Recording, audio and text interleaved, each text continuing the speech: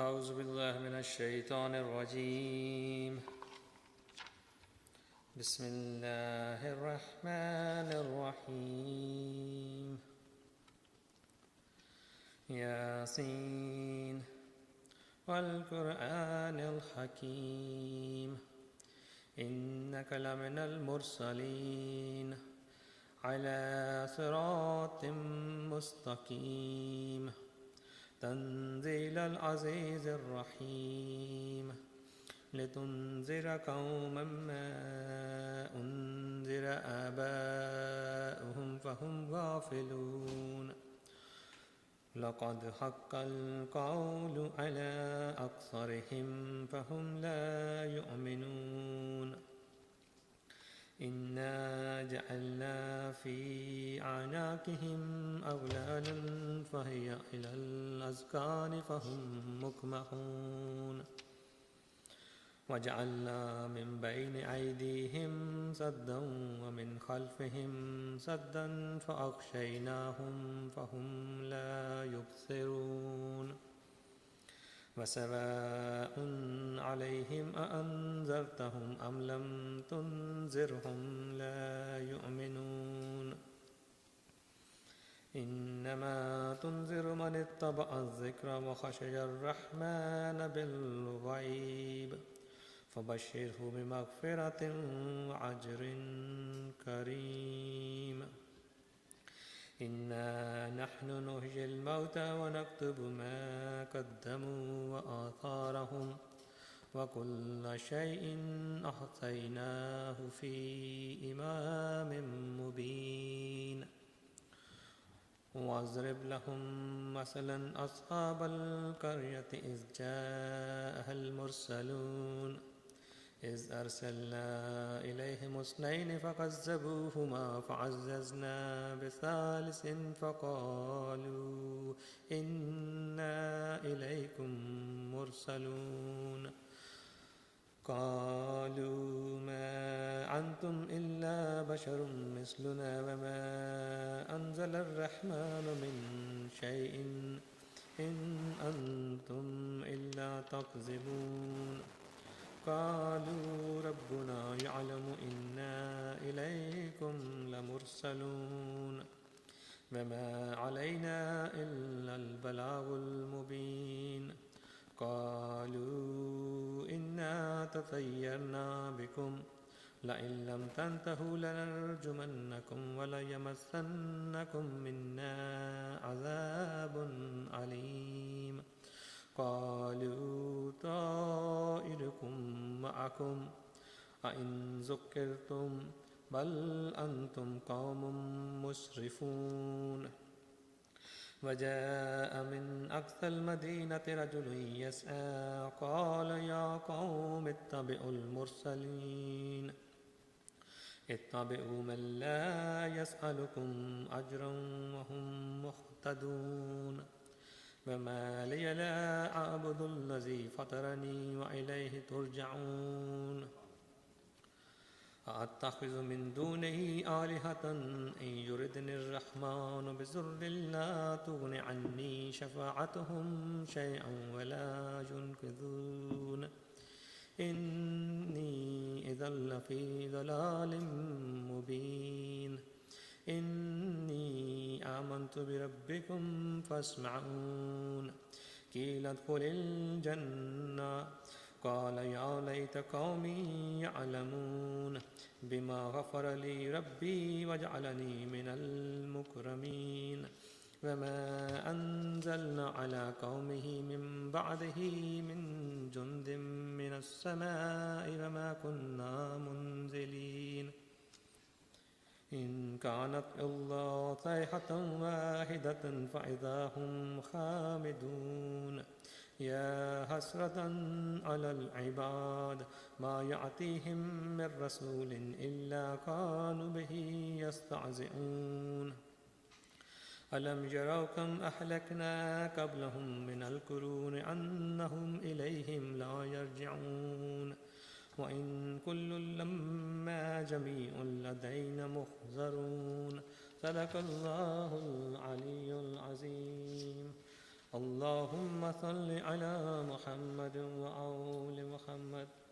اللهم صل على محمد وآل محمد وعجل فرجهم.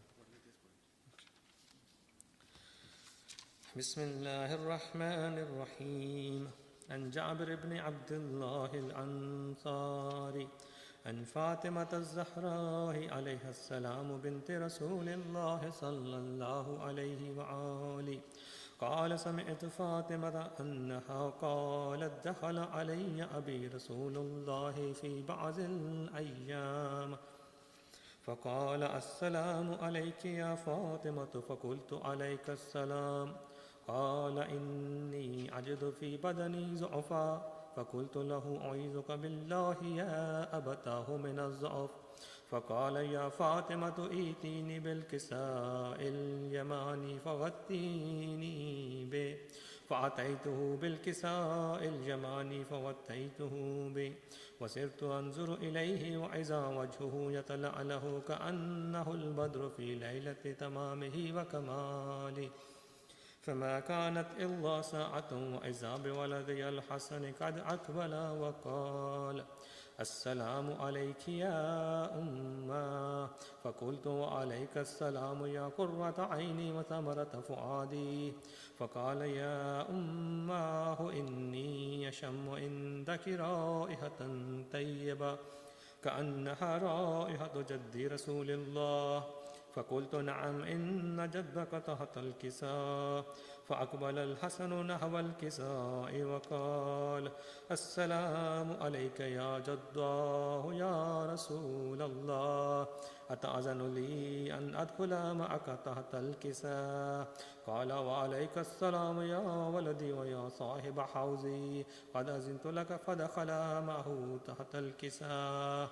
فما كانت إلا ساعة وإذا بولدي الحسين قد أقبل وقال: السلام عليك يا أمّا. فقلت: وعليك السلام يا ولدي ويا قرة عيني وثمرة فؤادي. فقال لي: يا أمّاه إني أشم عندك رائحة طيبة كأنها رائحة جدي رسول الله صلى الله عليه وآله. فقلت: نعم، إن جدك وأخاك تحت الكساء. فدنا الحسين نحو الكساء وقال: السلام عليك يا جداه، والسلام عليك يا من اختاره الله، أتأذن لي أن أكون معكما تحت الكساء؟ فقال: وعليك السلام يا ولدي ويا شافع أمتي، قد أذنت لك. فدخل معهما تحت الكساء. فأقبل عند ذلك أبو الحسن علي بن أبي طالب وقال: السلام عليك يا بنت رسول الله. فقلت: وعليك السلام يا أبا الحسن ويا أمير المؤمنين. فقال: يا فاطمة إني أشم عندك رائحة طيبة كأنها رائحة أخي وابن عمي رسول الله. فقلت: نعم، ها هو مع ولديك تحت الكساء. فأقبل علي نحو الكساء وقال: السلام عليك يا رسول الله، أتأذن لي أن أكون معكم تحت الكساء؟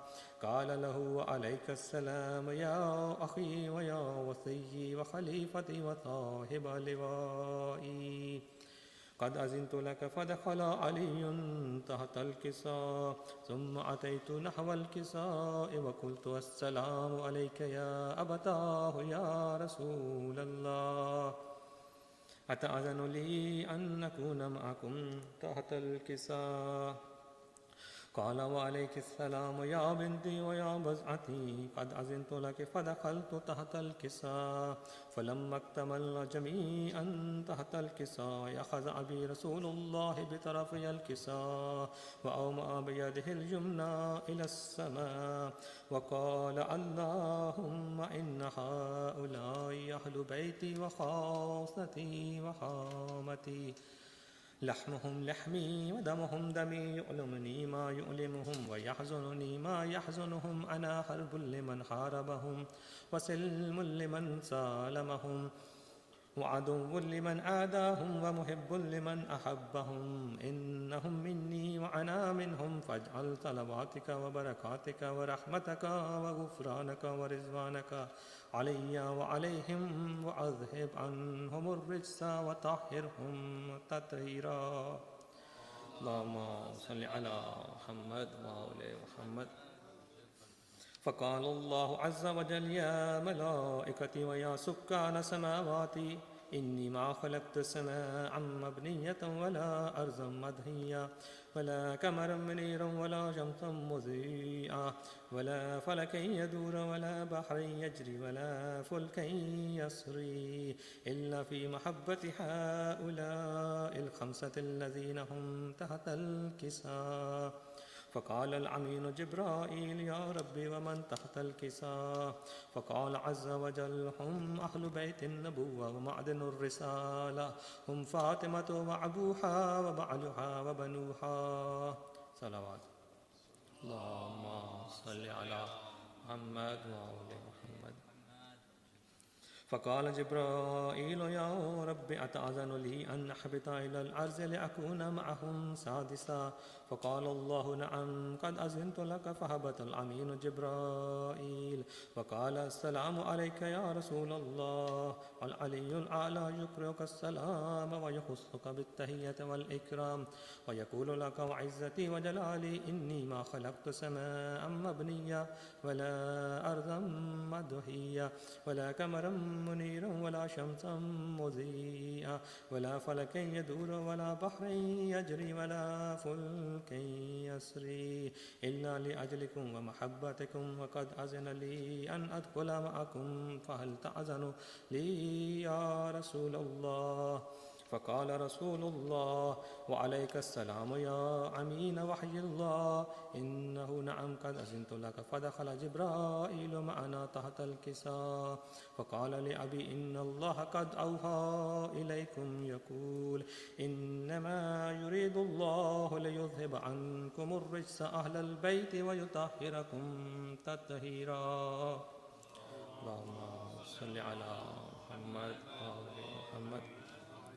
فقال علي لأبي يا رسول الله أخبرني ما لجلوسنا هذا تحت الكساء من الفضل عند الله؟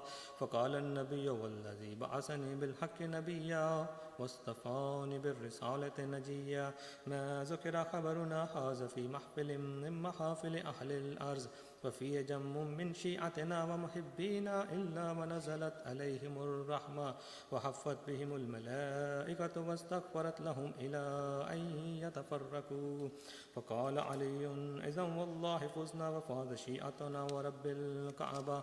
فقال النبي ثانيا يا علي والذي بعثني بالحق نبيا واصطفاني بالرسالة نجيا ما ذكر خبرنا هذا في محفل من محافل أهل الأرض وفيه جم من شيعتنا ومحبينا وفيهم محموم إلا وفرج الله هما ولا مغموم إلا وكشف الله غما ولا طالب حاجة إلا وقضى الله حاجته.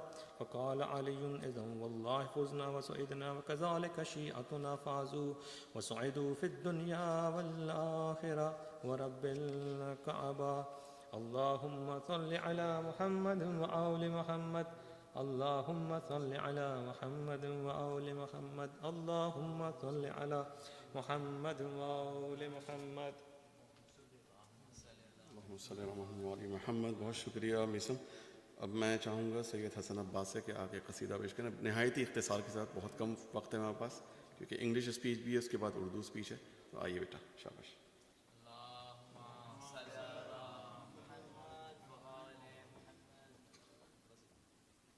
सल्लल्लाहु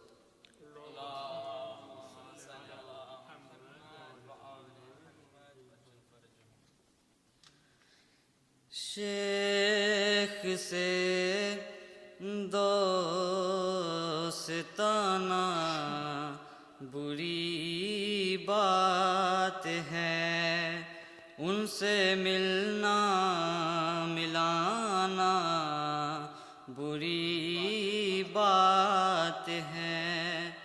شعر پیش کرنا چاہتا ہوں، ملاحظہ فرمائیں. اور محفل مرتضیٰ میں جو آتے نہیں، محفل فاطمہ میں جو آتے نہیں، ان کے گھر آنا جانا بری بات ہے. شیخ سے دوستانہ بری بات ہے.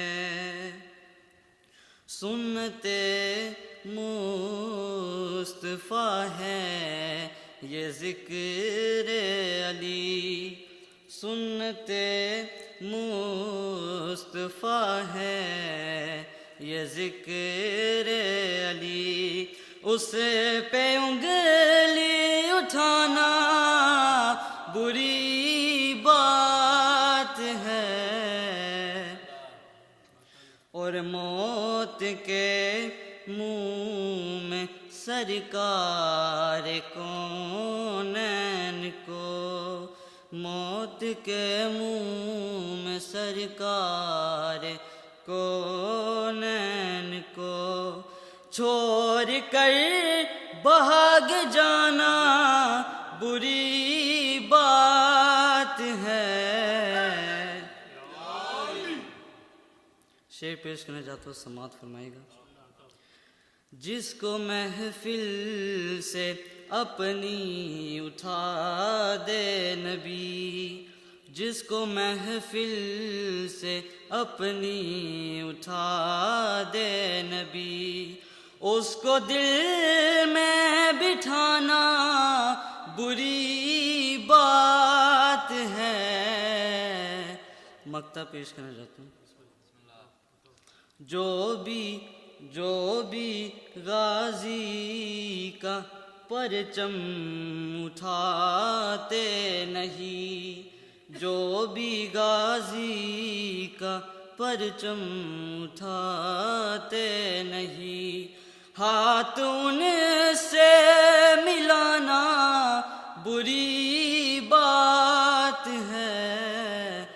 شیخ سے دوستانہ بری بات ہے. درود پڑھیں.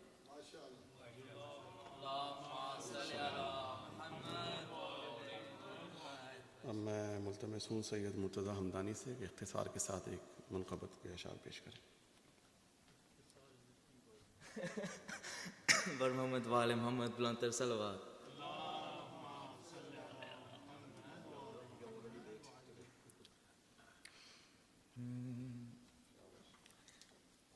گھر سے مباہلا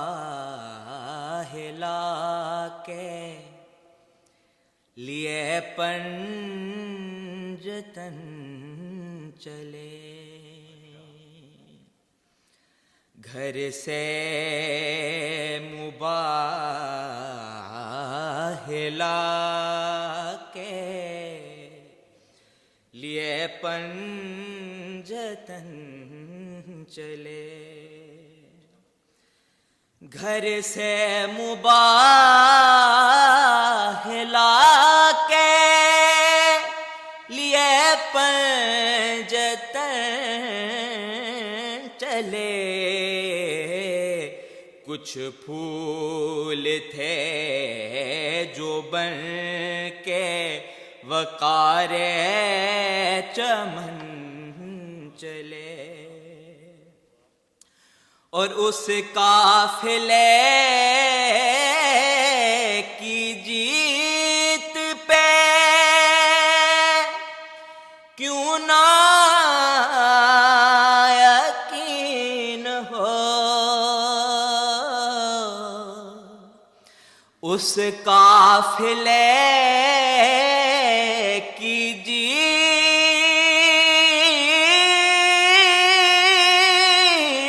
پہ کیوں نہ یقین ہو، جس کارواں کی پشت پہ خیبر شکن چلے، جس کارواں کی پشت پہ خیبر شکن چلے۔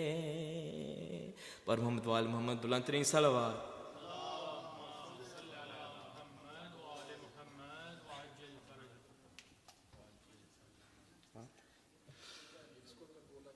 اچھا اچھا، آ جاؤ آ جاؤ بیٹا۔ ایسا بادشاہ حسین ہے مولا حسین ہے، ایسا بادشاہ حسین ہے مولا حسین ہے، ایسا حسین ہے مولا نعرہ حیدری صلوات۔ ماشاء اللہ۔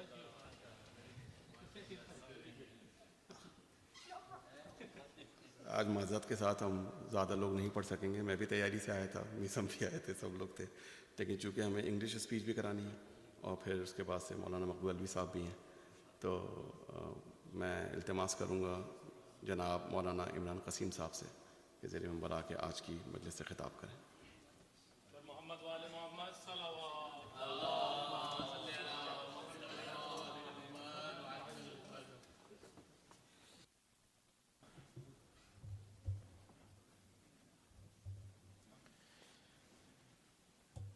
اعوذ باللہ من الشیطان اللعین الرجیم، بسم اللہ الرحمن الرحیم، الحمد للہ رب العالمین، الحمد للہ الذی ہدانا لہذا وما کننا لنہتدی لولا ان ہدانا اللہ، الصلاۃ والسلام والتحیۃ والاکرام علی رسول المسدد والمصطفی الامجد والمحمود الاحمد سیدنا و مولانا و مولا الکونین وجد الحسن والحسین آنی ابی القاسم محمد اللہم صلی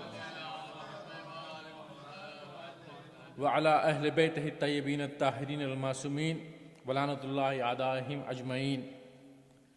رب اشرح لی صدری ویسر لی امری واحلل عقدۃ من لسانی یفقہوا قولی۔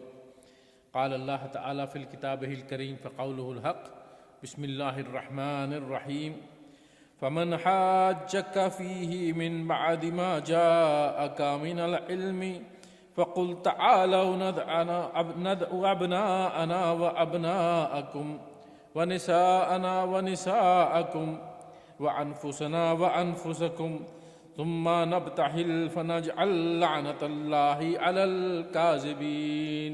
صدق الله العلي العظيم۔ My dear brothers and sisters, I welcome you to this momentous day of the Eid of Mubahala, which is the 24th of Zil-Hijj. Assalamu alaikum wa rahmatullahi wa barakatuh.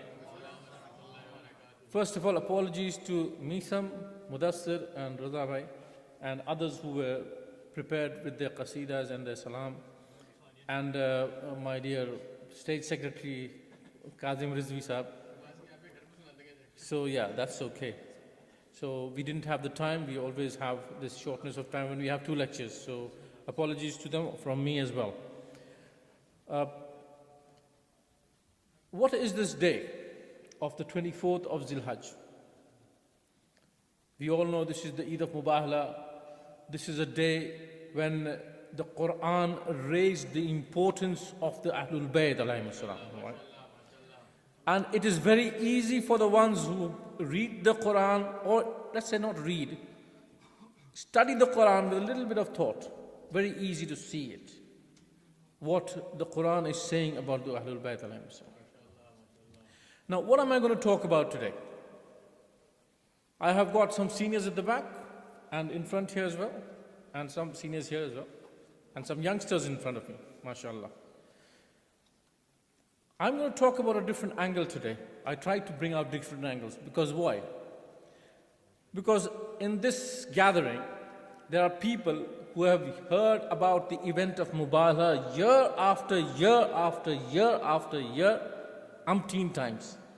People who are 60 years old, 70 years old, have heard Ghadir and Mubahala 30 years, 40 years, 50 years, if they've been going with their parents, maybe 60 years. I am certain that no Khatib, no Zakir, no Alimuddin can give them any more information about the historical incident of Mubahala. They have heard it all.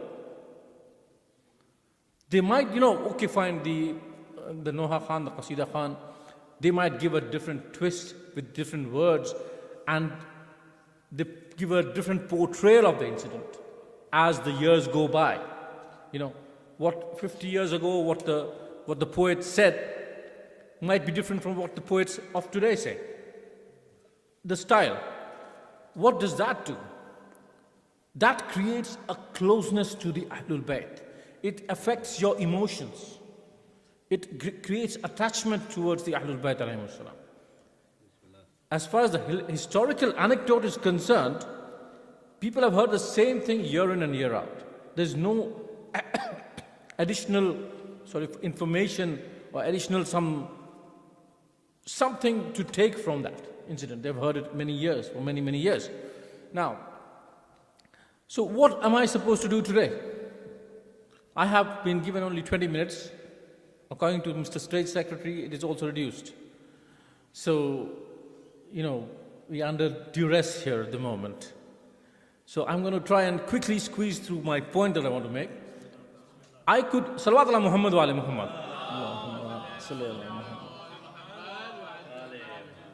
I have this option of giving you the historical narration again. That is one option for me. Why not? I can tell you, if you have heard it for 30 years, what's the problem in you hearing it for 31 years? Or 32 years, or 50 years for that matter. There's no problem. You want to show your love, you want to show your presence, you don't mind a Zakir, talking about it another time. That is one option for me. Lekin, what does that help you with? It doesn't. I need to create something different from the same incident. I use a very, very strong word. Create something different. I can't create anything. The incident is already there. I can't create it. I want to give a thought of what we can learn from the Mubahala. Let's talk about it in a very short way. I will say it'll take 10 minutes of your time to complete what I want to say. That elders are sitting there. When we talk about Khaybar, what is the thought that comes in your mind? About Imam Ali what? It's the bravery. It's the bravery, it's the valor of Imam Ali alayhi salam. When we talk about Karbala, what does it come in your mind? What comes in your mind? Sacrifice, patience, loyalty. These things come in your mind. All the followership of the women to the Imam of that time. No questions asked. They understood what the Imam was saying. They knew that the Imam has hikmah and what to do. So what do we learn from Mubahala then? Is it enough to do Nara Haidari because Rasulullah took only 4 people with him and they were from the Ahlul Bayt of his own family? That's one point. Why not? Let's do Nara Haidari. But what about further aspect? Give you an example.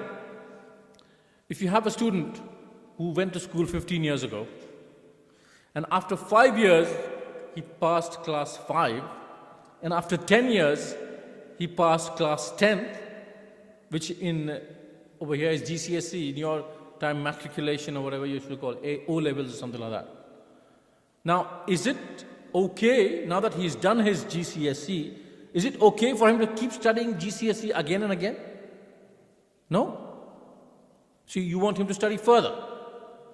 Yeah, so you want to go study high school or higher secondary or whatever you call it, and you want to go into some kind of a learning of a trade, or maybe you go to university, or maybe you go for higher studies and go into research and all that.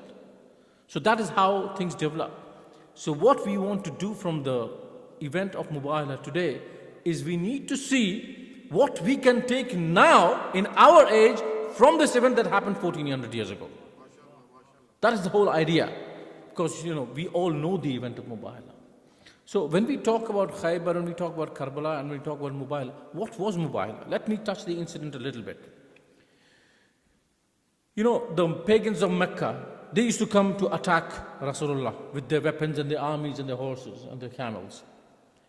The Jews around Medina, they used to create some schemes to bring down the government of Medina from inside. They used to be scheming against Rasulullah sallallahu alaihi wasallam. Allahumma salli ala Muhammad wa ala Muhammad. And they used to create these, schemes in order to weaken the Islamic government. So the Christians of Najran, you need to understand the difference from the Christians of Najran to these two. That, they didn't come to have a battle. They didn't come with a large scheme which was devious. They came with a claim. They came with a claim. What was the claim? Salawat ala Muhammad wa ala Muhammad.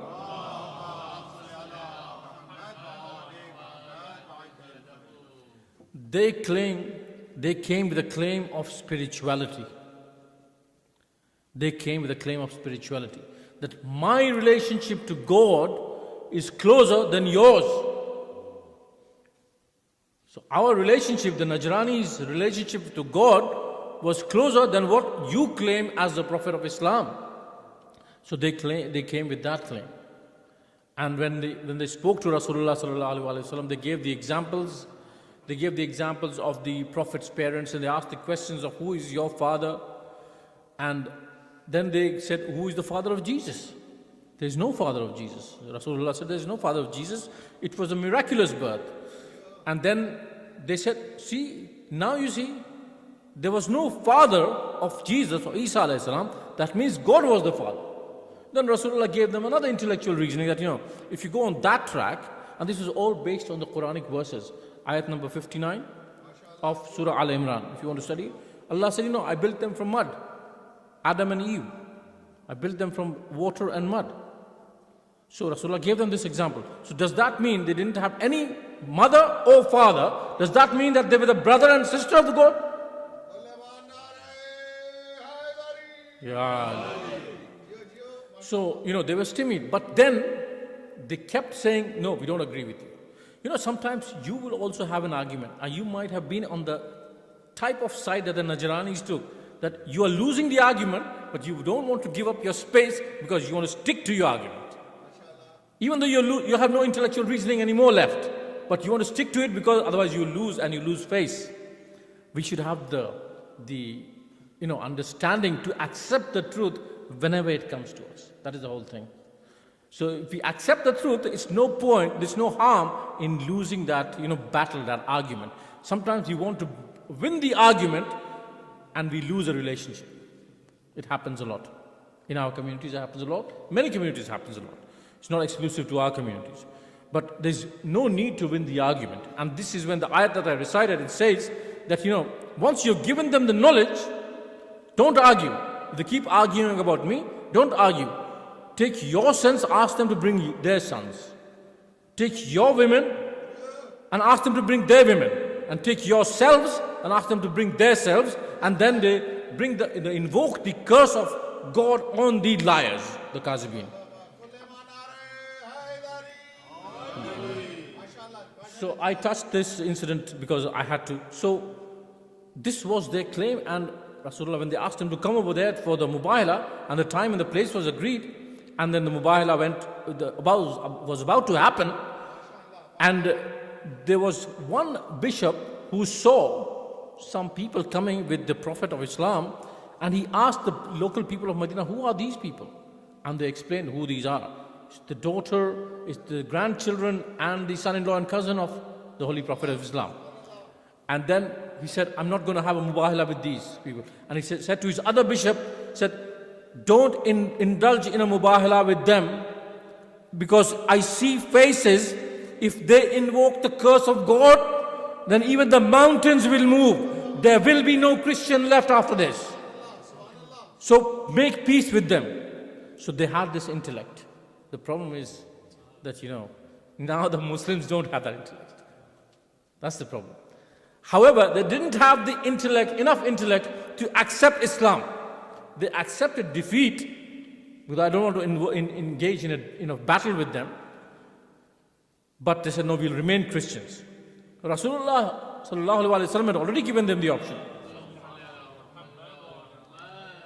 He had already given them the option that if you want to practice Christianity, you stay in the Muslim state and you pay jizya, the tax that is levied upon the non-Muslims who live in a Muslim state. It's not to say that, they were exploited. They didn't have to pay khums and zakat, so they had to pay some taxes for the amenities from the Islamic State. So they were given to pay some taxes, which they agreed. And then it was done. They didn't accept Islam though. And the thing to note here is that, they didn't come for a battle, otherwise Rasulullah might have engaged them like Khaybar with a sword. They didn't come, with schemes or anything like that. So Rasulullah did not have to deal with them in that manner. They came to engage in spirituality. So Rasulullah said, you come in Mubahala with me. Then we'll see who is more spiritual. What does spirituality mean? Your connection to God. How close is your connection to God? And if we have a closer connection to God and we don't have any liars amongst us, we will always be winners. Two things come out from this statement that I've made. That truthfulness is extremely important for a moment. We cannot live without truthfulness. We have to live with truthfulness and stand for it and stand by it. And if anybody is on the truth, we have to support them. It doesn't matter which qabila, which family, which place he is from or she is from. The truth is always right. And like if we are all followers of Imam Ali alayhi salam, then Rasulullah sallallahu alayhi wa sallam said, the truth is with Ali and Ali is with the truth. And Imam Ali alayhi salam said, there's no middle ground. There's no sort of a position of neutrality that I don't want to get engaged with all this stuff. It will cause problems for me and my family. No. You either with the truth or you are against the truth. If you are quiet, that means you are against the truth. There is no position like taking no position. You have to take a position. And if you don't take a position, you are against the truth. This is a reminder for all of us, and especially for our young people. You have to stand by the truth. Even if you think that you will suffer because of this, mom and dad might get upset, teacher might get upset, my brother or sister might get upset, you have to stick to the truth. You have to stick to the truth. Okay? For a short while, you might feel that, I've been treated very badly because I said the truth. But in the long run, when you're like maybe 10 years old now, 7 years old now, when you become 18, 20, you'll realize, I did the right thing that time. And you'll feel happy with yourselves. Because living with falsehood is a daily death. But if you live with the truth, you die once. And that's it. Because you live a life of a person who never dies. A truthful person is always remembered that he was a truthful person. So that is one thing that we need to take. We need to stick with the truth. Yeah. Secondly, if we are the followers of Khaybar, then we have to be brave. Right? There's no point all these Zakirin coming and sitting here 1 hour, 2 hours, the Shura and the poets coming here and talking about it 2 hours, and we are not brave enough. We can't take up a challenge. That is not a follower of Khaybar. You have to be able to take a challenge.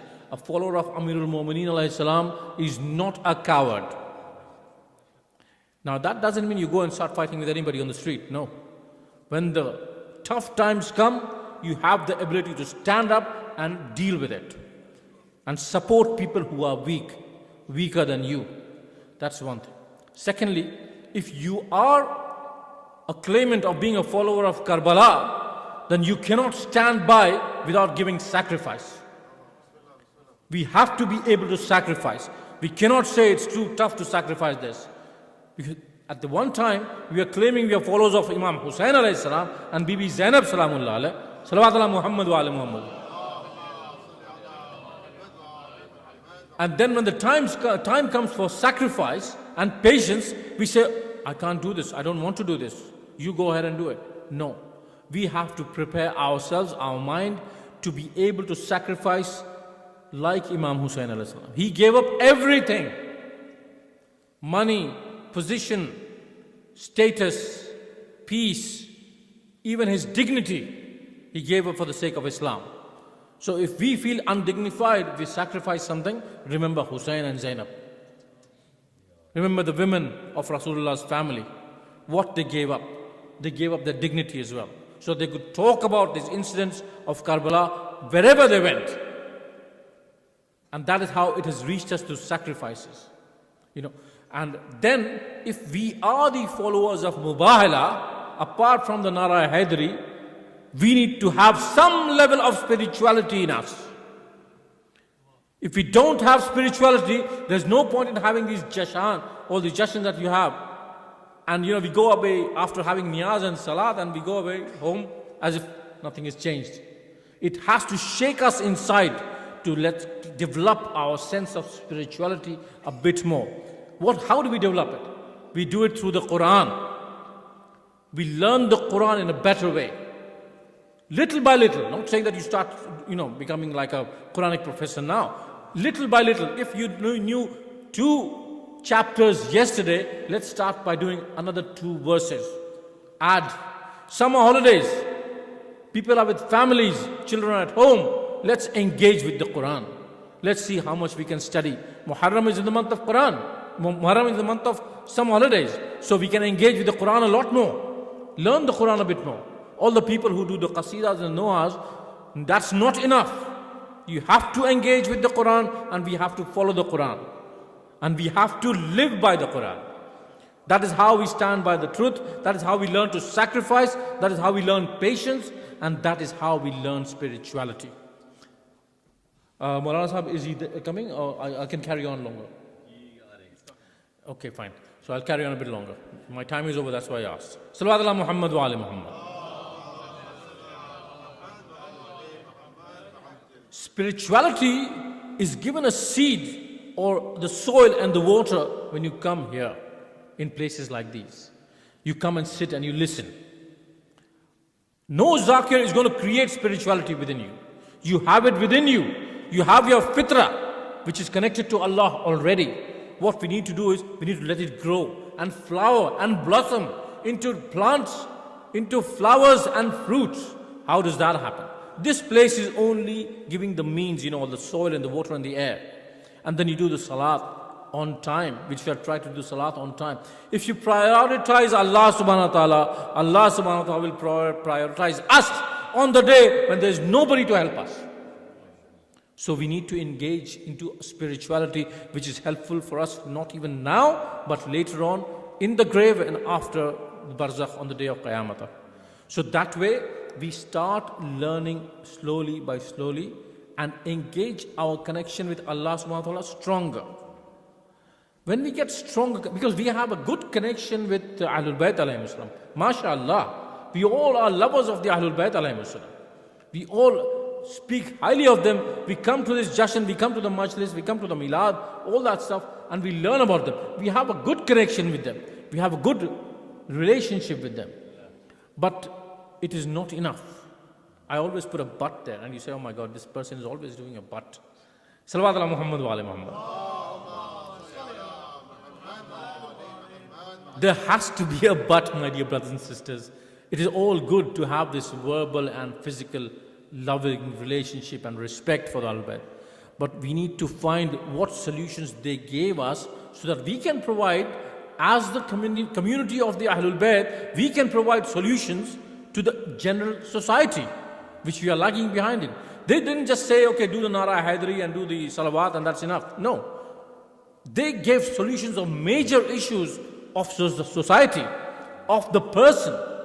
If I claim that I follow a group of people who have the solution for the entire community of the world, and when I have a problem in my head, I go to a psychiatrist. I'm not saying don't go to a psychiatrist. If you need to go to a psychiatrist, do go, please. This is not some blanket statement that I'm making. I'll just give you an example.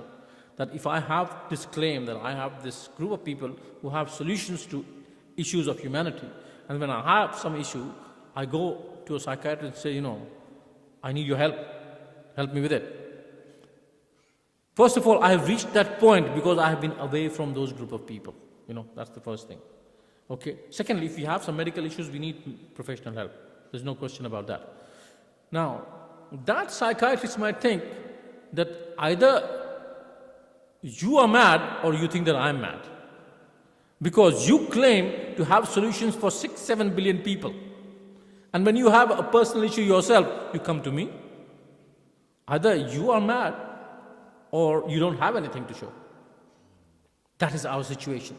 We have so much to show, but we have not grasped what we have to provide solutions for ourselves and for the community in general. Inshallah subhanahu wa ta'ala, we will grasp a little bit more and find more solutions that the Ahlul Bayt alayhimus salam and the Quran have provided us, so that we can use it a lot more. We will not just discuss about the event of Mubahala, but from the Mubahala, we need to use history to sort out issues now.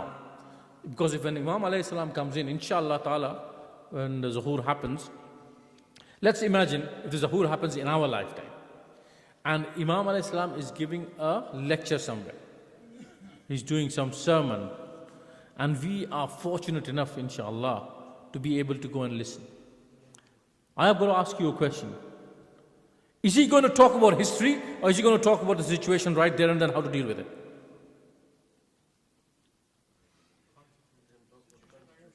Yeah. He's going to talk about history, or he's going to talk about the current affair?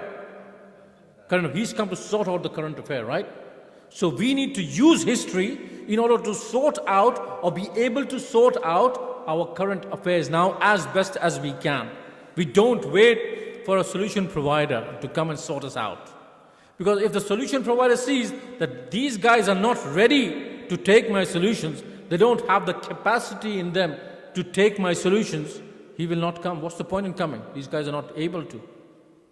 So me, great, I'm coming here and talking to you and invoking your emotions and your brain, and you're all listening to me, and then I don't have the capability in myself by developing my spirituality to deal with the solutions that the Imam has or the Ahlul Bayt in general have, then the Zuhur might be delayed. And I and amongst all of us, we might be responsible for it. May Allah give us the tawfiq to understand the relevance of the Ahlul Bayt alayhimus salam in this time and in this age and in this society, and focus on getting solutions from them for our own betterment and for the general betterment of the people around us. ربنا تقبل منا انك انت السميع العليم وتوب علينا انك انت التواب الرحيم اللهم صل على محمد وعلى محمد.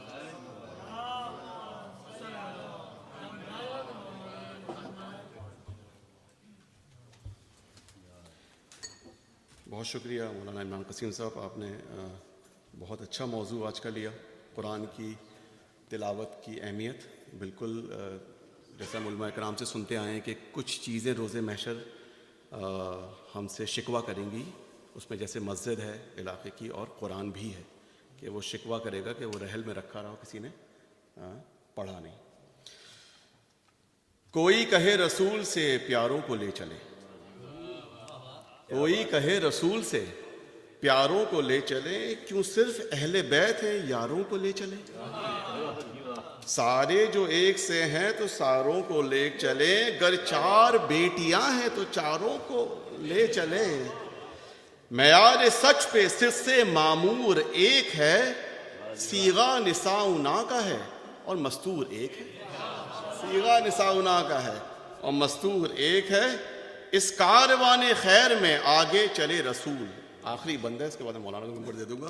اس کاروان خیر میں آگے چلے رسول، پیچھے تھی ممکنات کی ایک مالکن بطول. خیر النساء کے بعد ہے علی نور با اصول، سرور کے پاک ہاتھ میں ہے عصمت کا پاک پھول. سرور کے پاک ہاتھ میں ہے عصمت کا، جناب فاطمہ کا عصمت کا پاک پھول. لپٹا ہوا نبی سے نبوت کا زین تھا، سینے میں دل تھا دل میں دھڑکتا حسین تھا. سینے میں دل تھا دل میں دھڑکتا حسین تھا.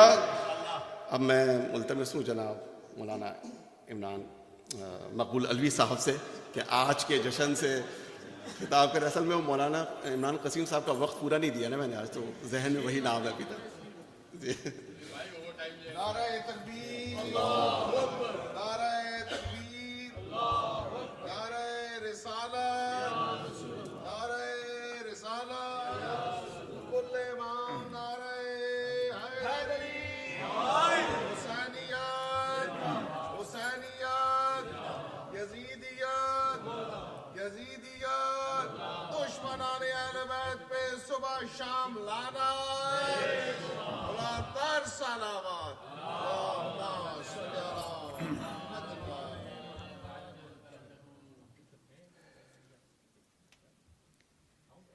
محمد. ما شاء الله لا حول ولا قوة إلا بالله العلي العظيم حسبنا الله ونعم الوكيل نعم المولى ونعم النصير أعوذ بالله من الشيطان اللعين الرجيم بسم الله الرحمن الرحيم الحمد لله رب العالمين بارئ الخلائق أجمعين الصلاة والسلام على سيد الأنبياء والمرسلين وعلى آله الطيبين الطاهرين المعصومين الذين قال الله تبارك وتعالى في شأنهم إنما يريد الله ليذهب عنكم الرجس أهل البيت ويطهركم تطهيرا.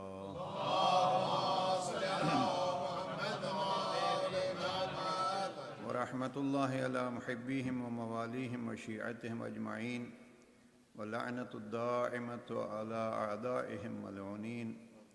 أما بعد فقد قال الحكيم في كتابه المبين بسم الله الرحمن الرحيم ومن حاجك فيه من بعد ما جاءك من العلم فقل تعالوا ندع أبناءنا وأبناءكم ونساءنا ونساءكم وأنفسنا وأنفسكم ثم نبتهل فنجعل لعنة الله على الكاذبين. بر محمد وآل محمد صلوات.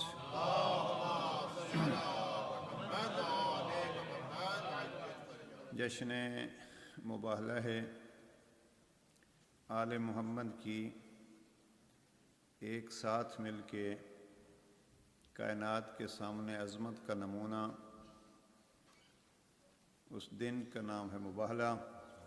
بسم اللہ جیو. آپ بزرگان کی خدمت میں، برادران کی خدمت میں، عزیزان و خواہران کی خدمت میں اس مناسبت سے ہدیہ تبریک پیش کرتے ہیں اور دعا کرتے ہیں کریم اللہ تیری ذات کا لاکھ احسان کہ جس نے ہمیں اس باعظمت گھرانے سے جوڑ دیا ہے. ماشاءاللہ بے شک. اس عظمت کو جانیے عزیزان. اور اگر کائنات میں کسی عزیز نے کہا، کسی بڑے قریبی نے کہ کچھ دعائیں ہیں، تو میں نے کبھی دیکھیے مانگنے کا طریقہ یہی ہوتا ہے کہ جو دینے کے لائق ہو اس کی تعریف کی جاتی ہے. دے نہ دے وہ، لیکن اس کے پاس دینے کے لیے کچھ ہو تو تعریف کی جاتی ہے کہ شاید وہ دے دے. اب ہم نے لینے کی نوبت سے پہلے ہمیں یہ پتہ ہی نہیں ہوتا کہ لینا ہے کیا. دیکھیے بچہ جب پیدا ہوتا ہے تو میں کئی دفعہ اس ممبر سے بھی عرض کر چکا ہوں کہ بچہ جب پیدا ہوتا ہے تو ایک ایج تک اس کے تصور میں یہی ہوتا ہے کہ سارا کچھ دینے والا بھی میرا ماں باپ ہے اور ساری دنیا کا مالک بھی میرا ماں باپ ہے. ہاں، اس لیے ایک ایسی ایج ہوتی ہے کہ وہ بس کل کائنات جو سمجھتا ہے وہ ماں باپ کو سمجھتا ہے. لیکن اب ہم کیا کریں، جب کل کائنات ماں باپ کو سمجھتا ہے تو ماں باپ جو کل کائنات اس کے حوالے کرتے ہیں اور اس پہ خوش ہوتے ہیں، وہ ذکر محمد و آل محمد ہے.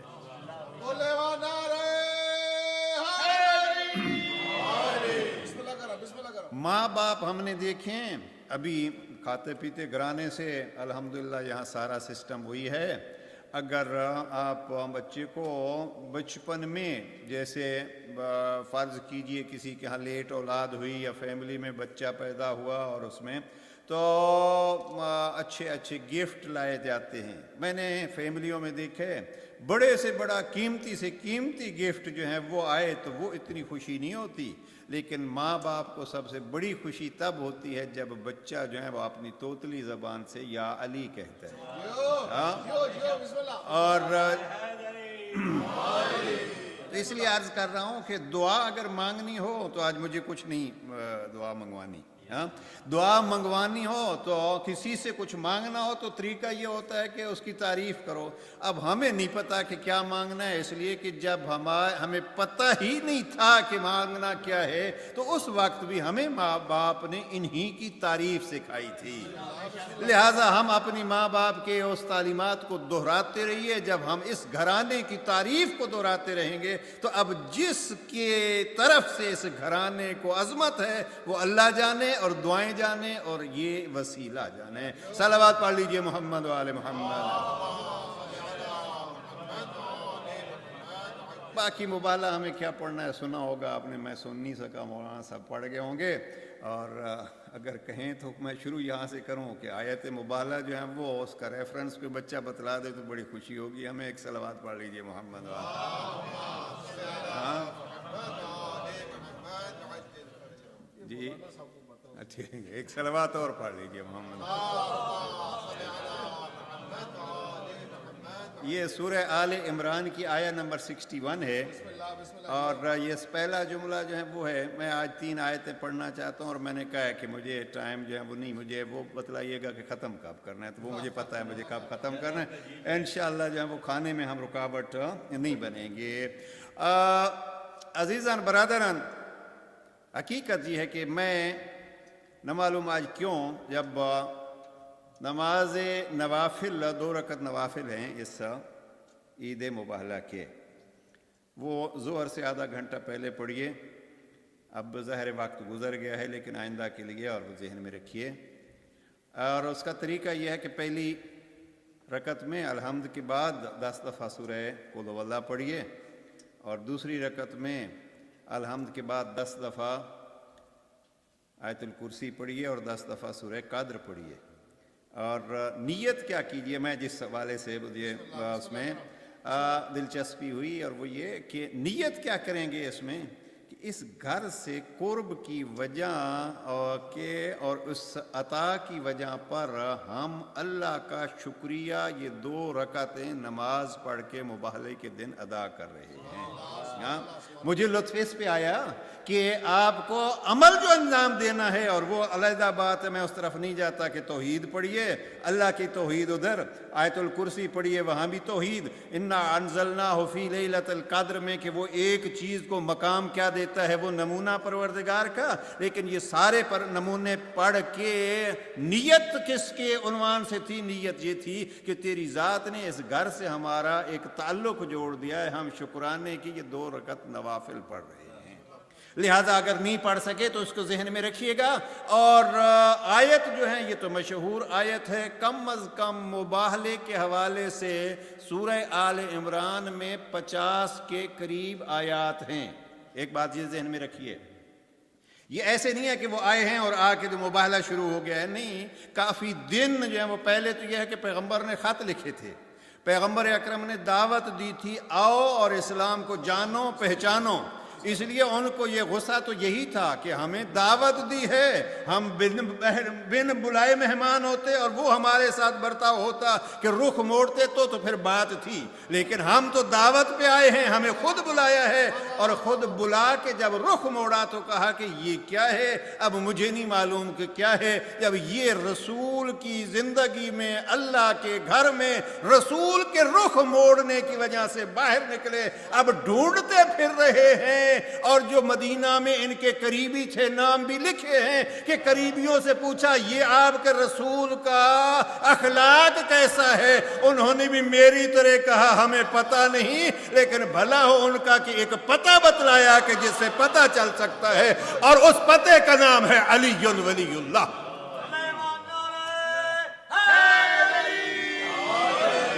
اب یہ باتیں آپ کی سنی سنائی ہیں، کوئی نئی بات نہیں کر رہا میں. بس وہاں سے سیرت امیر المومنین میں مفتی جعفر حسین مرحوم نے اس کو تفصیل سے لکھا ہے، نام بھی لکھے کن کن سے انہوں نے پوچھا کہ انہوں نے علی کے گھر کا پتہ بتلایا، پھر علی نے کیا کہا، انہوں نے کہا پتہ نہیں. تو جناب امیر المومنین کی زندگی کا ایک پہلو دیکھیے، علی وہ ہے جو فرماتا ہے میری زندگی میں نہ علی نبی کی کسی ایک لحظے کے لیے مخالفت ہوئی، اور نہ ان کی رسالت میں ایک لحظے کے لیے شک ہوا. لہٰذا جب انہوں نے یہ کہا کہ ہمارے سے رخ موڑ لیا گیا تو کہیں یہ شک نہیں ہوا کہ اخلاق رسول کیا ہے. علی نے ان کا اعتراض سن کے یہ ان کو غور سے دیکھا، کہا اسی لباس میں کہتے، انہوں نے فخر سے کہا ہاں، کہا لباس بدلو، میں علی نسخہ بتلاتا ہوں، قرب مصطفیٰ ملے گا. اب یہ ایک ضمنی جملہ آ گیا ہے ذہن میں. مشرکین مکہ حملہ کرنے کا پروگرام بنا رہے تھے مدینہ پہ، اور ایک شخص جو ہے وہ اس کی فیملی خاندان بڑا جو ہے وہ مکے میں تھا. اس نے اپنی کنیز کو کہا بڑا انعام دوں گا ایک خط لے جا اور یہ خط لے جا کے میرے اس فیملی کو بتلا دے. نہیں، یہاں مدینہ سے ادھر پیغمبر جا رہے تھے. میری فیملی کو دے دے تاکہ اپنا اہتمام کر لیں، بچ جائیں. یہ خط جو چلا تو اللہ نے اپنے محبوب کو بتلایا کہ یہ خط جا رہا ہے. اب وہ خاتون لے جا رہی ہے. امیر المومنین کو اور ایک اور ساتھی کو بھیجا کہ جاؤ خط اس سے لے آؤ. اب جناب امیر اور وہ صاحب چلے، وہاں پہنچ گئے. اب اس نے کو پکڑا جب عورت کو، اس نے کہا میرے پاس تو کوئی خط نہیں ہے. وہ جو صاحب دوسرے تھے انہوں نے اس کی چیخ و پکار، آہ و بکا اور عاجزی کو سنا تو کہے کہ یا علی یہ تو کہتی ہے نہیں ہے تو نہیں ہوگا. جناب امیر المومنین فرماتے ہیں ہٹو ذرا. جناب امیر المومنین فرمایا رسول کہتا ہے سارا زمانہ کہتا رہے، لیکن جو وہ کہہ رہے ہیں وہ سچا ہے. پیغمبر جناب امیر المومنین نے اس لہجے میں بات کی کہ اپنی ذوالفقار پہ ہاتھ رکھا اور اس کو کہا کہ خط دے گی یا میں نکالوں. اب اس کو علی کے اس لہجے پہ اتنا خوف طاری ہوا، کہنے لگی یا علی مجھے ایک لحظہ دے دیجئے. اب اس ایک لحظے میں اس نے اپنے بالوں سے خط نکالا اور علی کے حوالے کر دیا. اس لیے کبھی علی کے ذہن میں یہ نہیں تھا کہ نبی کہے اور پھر شک ہو کہ یہ سچ ہے یا نہیں. جو نبی کی نہ نبوت میں کبھی ایک لحظے کے لیے شک کرتا ہے، نہ اطاعت میں کبھی ایک لحظے کے لیے کوتاہی کرتا ہے، وہ ہے میرا علی.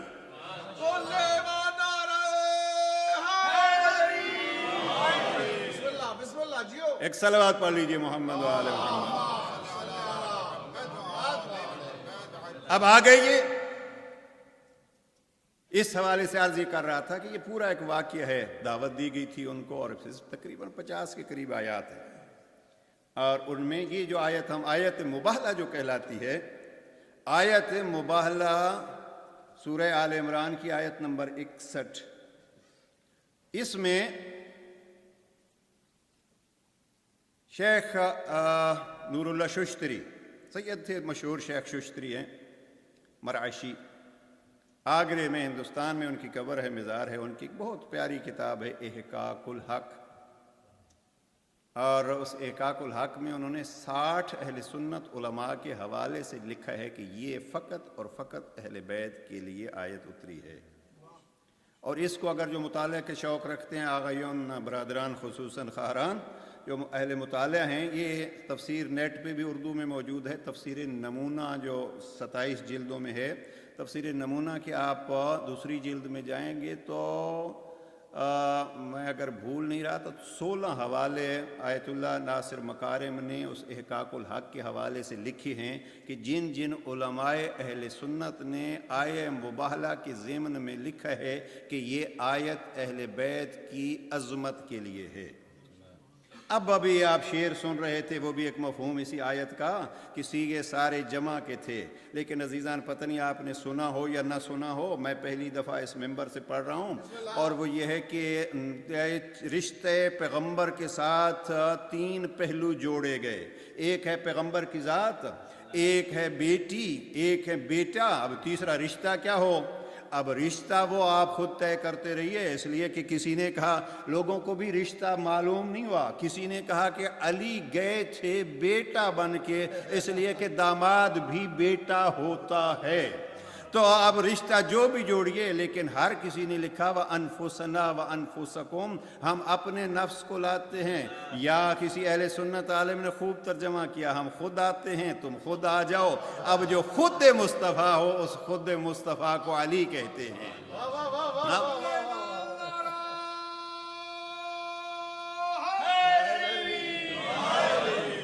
اب یہ سارے رشتے ہیں.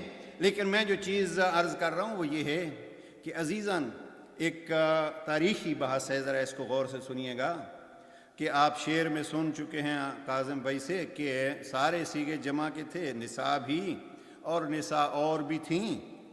اس لیے کہ یہ مباہلہ کا واقعہ ہوا ہے 9 ہجری کو، 24 ذی الحجہ 9 ہجری، اور غدیر ہوئی ہے 18 ذی الحجہ 10 ہجری. मुअर्रिखीन लिखते हैं कि जनाब पैगम्बर अकरम के बेटे जनाब मारिया कब्तिया के बतन मुबारक से जो पैदा हुए जनाब इब्राहीम, वो 8 हिजरी को पैदा होते हैं, और बाज़ ने लिखा है वो 16 माह ज़िंदा रहे, और बाज़ ने लिखा है 18 माह ज़िंदा रहे। जो भी हो 16 माह हो या 18 माह हो, ज़रा तवज्जो फरमाइएगा, बारीक पॉइंट है। जनाब इब्राहीम नाम है और 8 हिजरी को पैदा हुए, 16 महीने ज़िंदा रहे। अब वो तारीख़ पैदाइश जो भी हो, लेकिन 16 महीने हो या 18 महीने हो, उनकी रहलत होती है 10 हिजरी में। अब 8 हिजरी में पैदा हुए, 10 हिजरी में रहलत होती है। बात जो समझाना चाहता हूँ कि ये मुबाहला 9 हिजरी के ज़िलहिजा में होता है। लिहाजा जाके मुअर्रिखीन से पूछ लीजिएगा और तारीखों को ढूंढिएगा कि जब आयत मुबाहला उतरी है, सीगा जमा का आया है, कुल तालो नदु अबनाअना व अबनाअकुम, हम अपने बेटों को बुलाते हैं, तुम अपने बेटों को बुलाओ। अब जब बेटे आए तो अभी इब्राहीम जिंदा थे। जब जनाब पैगंबर अकरम हुसैन इब्न अली को सीने का तावीज बना के साथ ला सकते थे तो तारीख से पूछिए कि इब्राहीम को क्यों न लाए।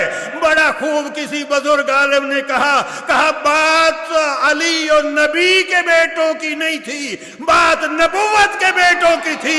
इसलिए हम इनको नबी के घराने वाले नहीं कहते, हम इनको अस्सलामु अलैकुम या अहल बैत नबुव्वा कहते हैं। इब्राहीम नबी का बेटा था, हसनैन नबुव्वत के बेटे थे।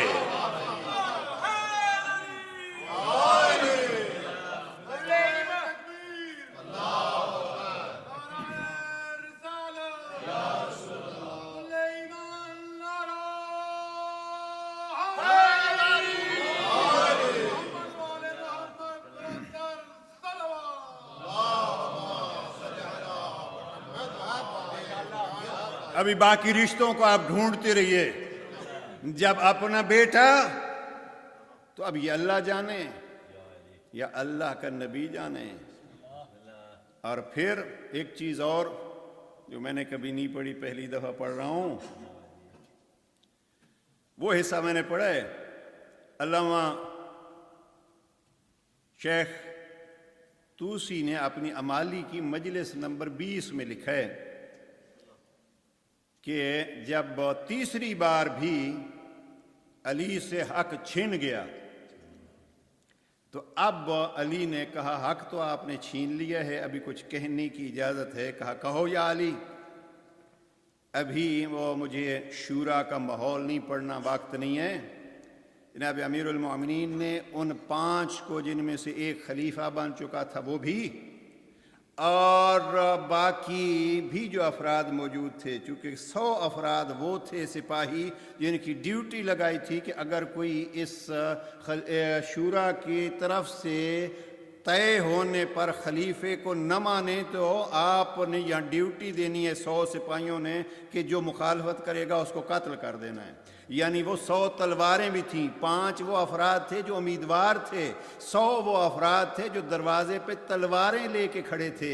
अब अमीरुल मोमिनीन से खिलाफत तो फिर छिन गई, लेकिन अमीरुल मोमिनीन ने 5 उनको 100 इनको कहा अब अली से सुनो। और यहाँ शेख तूसी ने लिखा है कि अली ने, अमीरुल मोमिनीन ने अपनी ज़बान मुबारक से 74 फ़ज़ाइल बयान किए। और ये 74 फ़ज़ाइल जो बयान किए, इनमें से अगर फ़जीलत नंबर 54 को जाके देखिए, अमीरुल मोमिनीन फरमाते हैं मैं आपको अल्लाह की कसम दे के पूछता हूँ, मौजू से बाहर नहीं जा रहा, बिल्कुल मौजू के अंदर, मैं आपको अल्लाह की कसम दे के पूछता हूँ, मुझे बतलाओ हल अंज़लल्लाहु फी ज़ौजती और वलदैहि, बतलाओ मेरे ज़ौजा के अलावा या मेरे बेटों के अलावा ये आयत मुबाहला आप में से किसी और के लिए नाजिल हुई है ना? ये वो मकाम है। کہ کیا انزل اللہ فی زوجت ہی، کسی اور کی زوجہ کے لیے، کسی اور کے بچوں کے لیے. اور جو خاص کر میں پوائنٹ پہلی دفعہ پڑھ رہا ہوں کسی ممبر سے، وہ یہ ہے جناب امیر المؤمنین فرماتے ہیں میں اللہ کی قسم دے کے آپ سے پوچھتا ہوں مجھے بتلاؤ کہ کون میرے علاوہ ہے جعل اللہ نفسہ نفس رسول اللہ، جس کے نفس کو اللہ نے اپنے رسول کا نفس بنایا ہو. یہ نفس رسول نہیں بنا رہے، رسول فقط اعلان کر رہے ہیں وانفسنا وانفسکم، مالی کے حوالے سے نفس رسول بنایا ہے تو اللہ نے بنایا ہے. اور علی یہی پوچھ رہے ہیں کہ جعل اللہ نفسہ رسول اللہ، اللہ کے رسول کا نفس جس کو خدا نے بنایا ہے وہ علی ہے.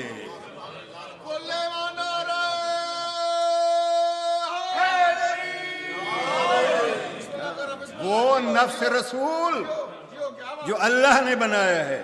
اور یہ علی فرماتے ہیں جعل اللہ نفسہ، پہلے دو رشتے الگ، کس کی زوجہ کس کے بیٹے، اور پھر یہاں کس کا نفس.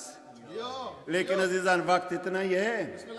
اگر میں یہ عرض کروں کہ میں غدیر میں کہیں عرض کر رہا تھا، ایک یہاں ظاہراً میں کبھی عرض کر چکا ہوں وہ جملہ، تو وہ بھی بیت القائم، القائم اور بیت القائم، کہ ہر جلسہ جو ہوتا ہے اس کا کوئی بانی ہوتا ہے. جی آج مثلا بھول ہی گئے ہم، چلیں اسی بہانے سے یاد آ گیا. مظہر وارسی صاحب پروردگار ان کو صحت و سلامتی عطا فرمائے اور رزق میں برکت عطا فرمائے، ساری ان کی حاجتیں پوری فرمائے. آج کون ہے بانی؟ مظہر واسطی صاحب. تو ہر جلسے کا کوئی نہ کوئی بانی ہوتا ہے، اور آپ نے ہمیں بلایا ہے، ہر مجلس کا کوئی نہ کوئی خطیب ہوتا ہے. اور کاظم بھائی ہیں اپنے شعر پڑھ کے سیکرٹری کا کام کر چکے، تو ہر کوئی اناؤنس کرنے والا ہوتا ہے، یعنی ایڈورٹائز کرنے والا ہوتا ہے. کچھ سامعین ہوتے ہیں پیار بھرے آپ جیسے. تو یہ کیا ہوتا ہے، کوئی خطیب ہوتا، کوئی بانی ہوتا ہے، کوئی خطیب ہوتا ہے، کوئی سیکرٹری ہوتا ہے، اور کوئی سامعین ہوتے ہیں. اور مین چیز ان میں کیا ہوتی ہے، کوئی موضوع ہوتا ہے. اب یہ موضوع ہے. اب دیکھیے غدیر پہ میں پڑھ رہا تھا، اور وہ یہ ہے کہ بانی کون ہے؟ بانی وہی ہے جس نے کہا جلسہ کراؤ. تو اب بانی ہے اللہ جو کہہ رہا ہے بلغ ما انزل الیک. اب سٹیج سیکرٹری کیا ہے جو وہاں سے آ گیا اس میدان میں اور گرمی میں. میں ایک کتاب میں دیکھ رہا تھا کہ اصحاب اپنی ابا کو نیچے کر کے اپنے پاؤں کے نیچے اس لیے کہ جل رہے تھے. اب عجب جو ہے وہ بانی بھی ہے، اس نے کہا کھڑا یہی کرو، اور کھڑا یہاں کر کے پیچھے والوں کو آگے آنے دو، آگے والوں کو پیچھے بلاؤ. اس لیے کہ تبلیغ کی بنیاد اور درمیانے حصے کا نام ہے علی کی تبلیغ. اب بہرحال بانی وہ ہے. اور سٹیج سیکرٹری کون ہوا؟ وہ جناب جبرائیل لے آئے، خبر اعلان کر رہے ہیں یا ایھا الرسول بلغ. اور پھر خطیب کون ہے جس کو کہا جا رہا ہے؟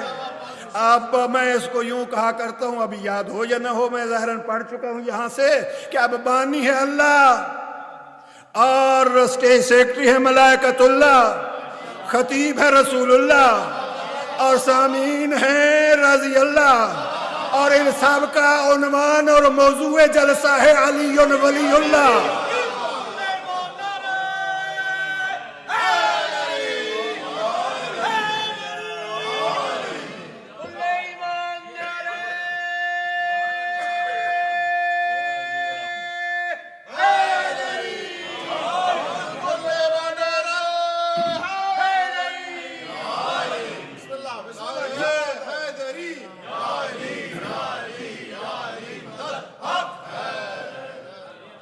یہ تو وہ ضمنی بات آ گئی آپ کو اس میں، یہ تو غدیر کا جو ہے اس میں جو چیز عرض کرنا چاہتا تھا مباہلے کا بھی اسی چیز کو دیکھیے. مباہلے میں مباہلے کا بانی کون ہے؟ ان ساری چیزوں کو دیکھتے رہیے گا. لیکن میں خاص کر جو چیز عرض کرنا چاہتا ہوں مباہلے کا موضوع کیا ہے. آپ ذرا سوچ لیجئے اور صلوات پڑھ لیجئے محمد.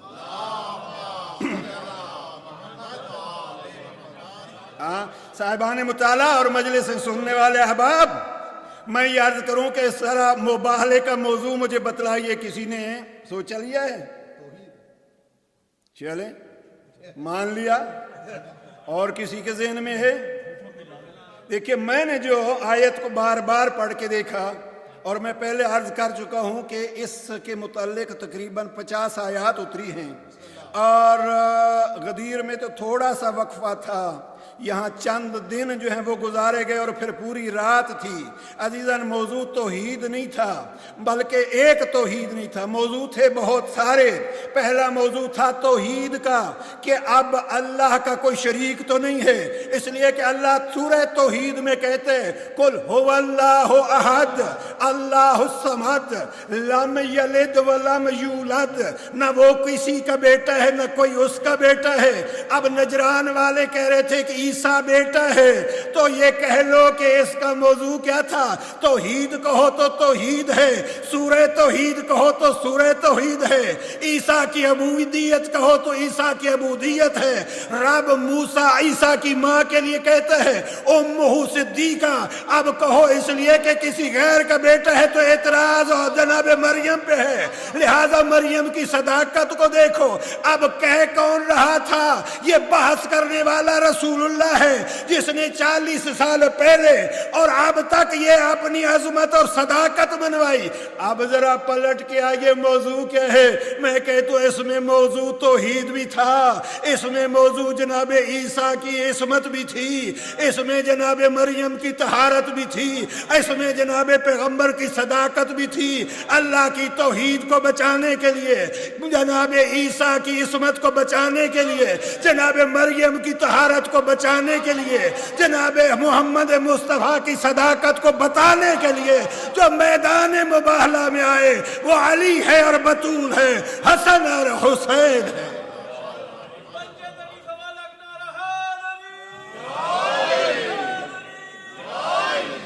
میں جہاں سے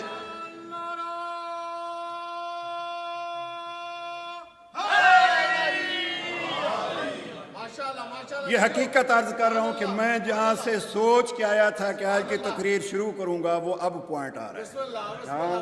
وقت میرے مد نظر ہے، اس کا موضوع کیا ہے؟ یہ کم از کم 4 موضوعات کے لیے یہ گواہ بن کے آئے۔ میرا ارادہ یہ تھا کہ آج اس گواہ پہ گفتگو ہوگی، اس لیے کہ جناب امام امیر سے جو پوچھا گیا یا علی آپ کی قرآن میں سب سے بڑی تعریف کیا ہے، بارہا یہاں سے عرض کر چکا ہوں، فرمایا وہ جو قرآن نے کہا یقول الذین کفروا لست مرسلا، سورہ رعد کی آخری آیت، یہ کافر کہتے ہیں کہ آپ اللہ کے رسول نہیں ہیں۔ قل کفا باللہ شہیدا بینی و بینکم ومن عندہ علم الکتاب، تو ان کو کہہ دے میری رسالت کی گواہی کے لیے تمہاری ضرورت نہیں ہے، اور اے میرا محبوب ان کو کہہ دے میری رسالت کی گواہی کے لیے 2 کافی ہیں۔ کون سے ہے میری گواہی کے لیے؟ اللہ کافی ہے اور وہ جس کے پاس علم الکتاب ہے۔ علی فرماتے ہیں یہاں میری قرآن میں سب سے بڑی تعریف یہ ہے کہ میں رسول کی رسالت کا گواہ ہوں۔ اب وہ رسول کی رسالت کا گواہ ہے کہاں؟ سورہ رعد کی آخری آیت میں، لیکن مباہلے میں پورا گھر گواہ ہے۔ اللہ کی توحید کا بھی گواہ ہے، مصطفیٰ کی صداقت کا بھی گواہ ہے، عیسیٰ کی عصمت کا بھی گواہ ہے، مریم کی طہارت کا بھی گواہ ہے۔ اب یہ جو گواہ سارے مل کے آئے گئے، اب انفسنا پہ میں آج بحث نہیں کر رہا، یہ سارے گواہ بن کے آئے، لیکن ان گواہوں کے ساتھ ایک اعلان علی نے ایک مقام پر کیا جب جناب زہرائے مرضیہ سے فدق چھن گیا۔ جناب امیر المومنین نے فدق چھیننے والے سے کہا، ایک تفصیلی گفتگو ہے، جناب امیر فرماتے ہیں اگر زہرا پر کوئی ایسی صورت آئے کہ آپ کہو اس پہ حد جاری ہونی ہے تو کیا آپ حد جاری کرو گے؟ تو وہ کہتے ہیں ہاں کریں گے۔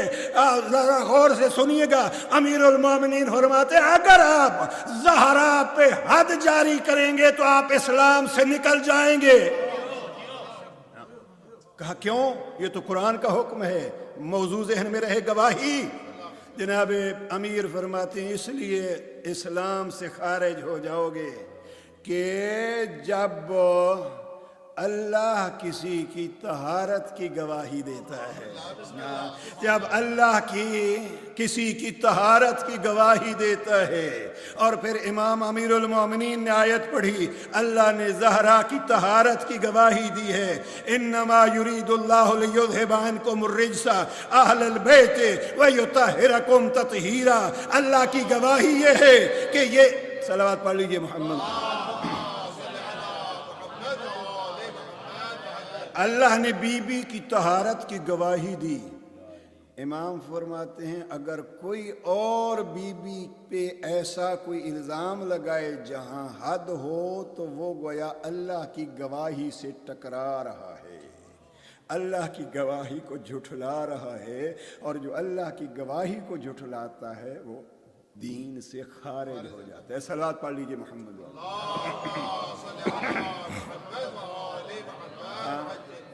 اب یہ ہے اللہ نے ان کی گواہی دی, یہ اللہ کی وحدانیت کی گواہی کے لیے آ گئے. بات کو سمیٹ رہا ہوں.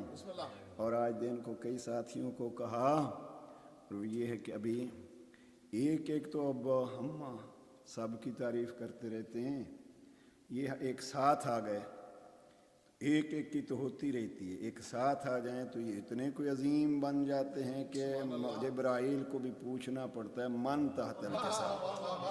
ہاں اب آپ بتلائیے ذرا کہ اگر ایک ساتھ ان کی تعریف کرنی پڑے تو کیا کریں.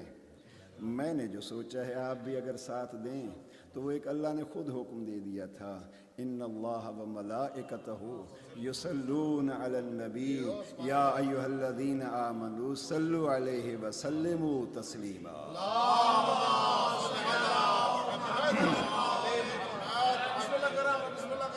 اب ان کو اگر ایک ساتھ یاد کرنا ہے, اور میں کئی دفعہ کہہ چکا ہوں, نہج البلاغہ میں جناب امیر علیہ السلام کلمہ نمبر 361 میں فرماتے ہیں اگر اللہ سے کچھ مانگنا ہو تو مصطفیٰ اور ان کی آل پر درود بھیجو, پھر اپنا مطلب مانگو.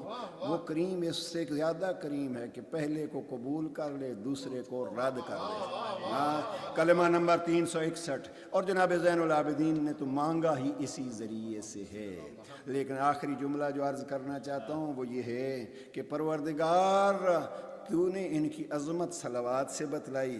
ہاں فرمایا میری سب سے بڑی عبادت کا نام جو عبادتوں کی سردار ہے وہ قبول, تو باقی عبادتیں قبول. میں نے ان کے ذکر کے اس حصے کو نماز میں رکھ کے بتلایا ہے کہ یہ ایسا ان کا فضیلت بھرا جملہ ہے کہ میری نماز بھی نماز نہیں رہے گی جب ان پر صلوات نہ ہوگی.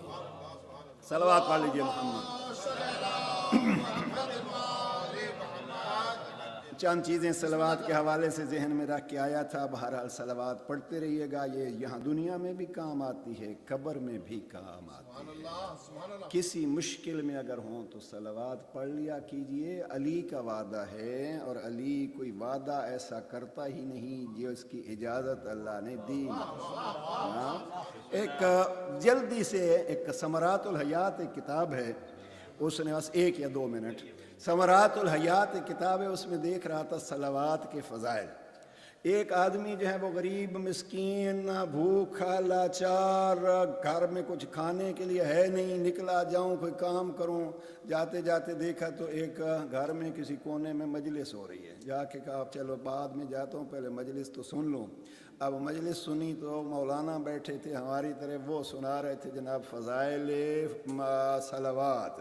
اب انہوں نے کہا کہ اگر کوئی ذکر فضیلت کرے, صلوات پڑھے, تو اللہ اس کو آسمان سے رزق دیتا ہے. اس نے کہا بات تو ہماری ہو گئی, کام ہمارا ہو گیا. جب مجلس ختم ہوئی تو وہ چلا ادھر ادھر, کام ابھی ڈھونڈوں, رزق آسمان سے ہوگا.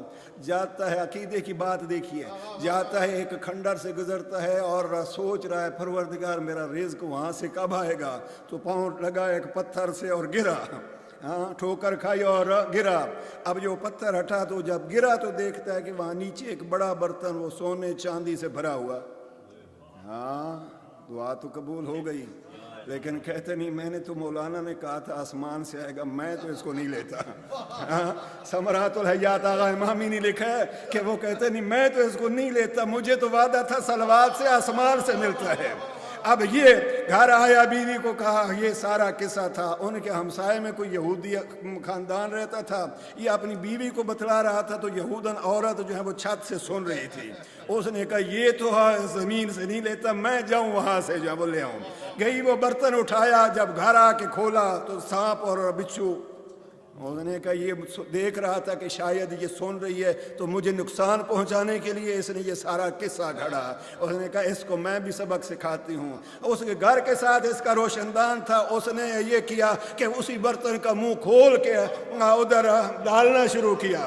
اب اوپر سے وہ سانپ اور بچھو ڈال رہی ہے اور نیچے وہ آواز سن کے زوجہ کو کہتا دیکھ سلوات کا اثر پورا ہو رہا ہے.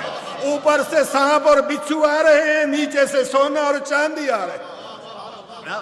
اب جب یہ پھر اس نے سنا تو وہ یہودن نے پھر روک لیا. اس نے کہا کہ یہ تو میں دیکھ کیا رہی ہوں، وہ کہہ رہے سونا چاندی آ رہا ہے. اس نے دیکھا تو پھر وہی سانپ. اور اب یہ کہا یہ ہو نہ ہو، یہ عام بات نہیں ہے، کوئی راز کی بات ہے. اب وہ وہاں سے اتر کے آئی ہے اور آ کے کہتی ہے وہ راز بتلا. کہتا ہے وہ راز تجھے کیا معلوم، جو مصطفیٰ خلاص میرے ہیں، جو مصطفیٰ کو نہیں جانتا وہ صلوات کو کیا جانے. اب یہ راز جاننا ہے تو صلوات پڑھنی پڑے گی. اب یہاں مسلمان ہو کے کہتی ہے یہ ایک صلوات نے فقیر کو امیر کر دیا، یہودی کو مسلمان کر دیا. صلوات پڑھ لیجئے محمد و آل محمد. پروردگار انشاءاللہ زحمات قبول فرمائے اور سب کی یہ دعائیں صلوات کے صدقے میں قبول فرمائے. ایک صلوات بلند آواز سے پڑھ لیجئے. السلام علیکم ورحمۃ اللہ.